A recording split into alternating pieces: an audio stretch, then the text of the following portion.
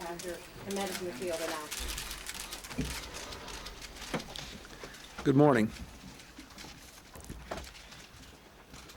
In the past week, the United States has taken significant steps to alleviate the problems in Rwanda and the suffering, the terrible suffering of the refugees.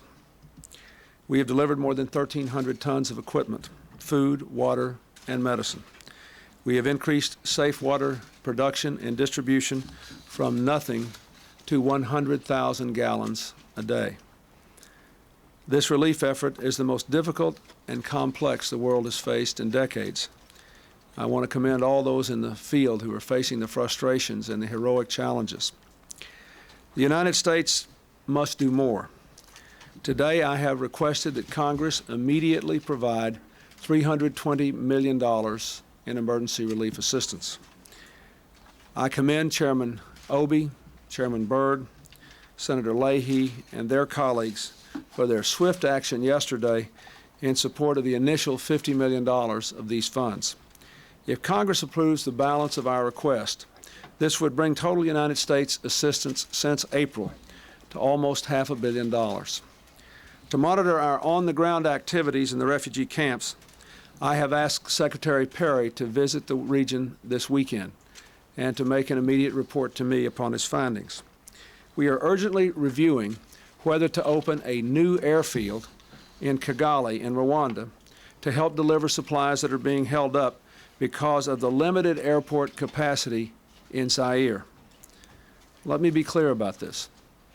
Any deployment of United States troops inside Rwanda would be for the immediate and the sole purpose of humanitarian relief, not for peacekeeping. The men and women of our armed forces have responded to this tragedy with vigor and speed. They have already met the goals we set out last week. The Entebbe Air Hub is operating around the clock. The Goma Airport is capable of operating 24 hours a day. Transportation between airfields and the refugee camps is vastly improved. And as I noted, we are expanding water supplies as quickly as we possibly can. The United States is also working hard with the United Nations High Commissioner for Refugees to create conditions that are necessary for the refugees to return home to Rwanda. Assistant Secretary of State George Moose will be traveling again to Kigali this weekend to continue his talks with the new leadership, and we are hopeful that more refugees will be returning soon. That is the only solution, ultimately, to this humanitarian tragedy. Yesterday, I met with representatives of the world's private relief organizations, whose employees and volunteers have converged on the refugee camps.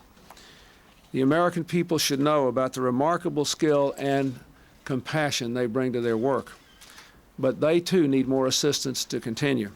And I appeal to all Americans to reach out in the form of private contributions to these relief efforts so that more people can be kept alive. Working together with the international community, both public and private, I believe we are making progress in the battle against suffering and death on the borders of Rwanda. The United States will not cease its efforts until the dying stops and the refugees have returned. This is our mission. We must continue it until it's accomplished. Before I close, I'd also like to say a word about the terrible wildfires that are burning in the West. As of this morning, we had reports of 320 fires burning in 7 states. The Interagency Fire Command Center in Boise reports that the federal government has mobilized more than 330 fire crews and more than 200 fire engines, helicopters, and air tankers.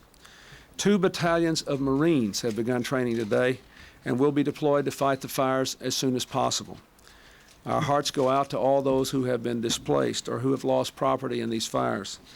The federal government will continue to monitor the situation closely, to marshal the necessary resources, and to coordinate the firefighting efforts. This is a deeply troubling development, but we will do all we can to help them deal with it. Now I'd like to turn the briefing over to the National Security Advisor, Mr. Lake, and to General Shalikashvili to discuss the operations in Rwanda in greater detail and to answer whatever questions you have. How many troops would have to go if there are troops who have to go to Kigali, Mr. President? I want to let, you've asked me 3 questions. I want to let General Shalikashvili respond to Andrea's question. I don't think that mission creep is not a problem here, and General Shalikashvili will explain why that is. We had a long talk. We just completed about an hour and 45 minutes national security principles meeting this morning, and I do not believe that is a problem. With regard to the French will have to make whatever decision they make, but I do believe you will have large numbers of people contributing to this humanitarian effort. I was most deeply moved when we met yesterday at some length, and the General and Mr. Lake and others briefed the representatives of the non-governmental organizations. I am deeply moved by the number of volunteer organizations, many of them American citizens, who are there working. I think everyone knows this is a humanitarian effort, and it will be kept at that. Thank you. Holding up the deployment to Kigali. Thank you.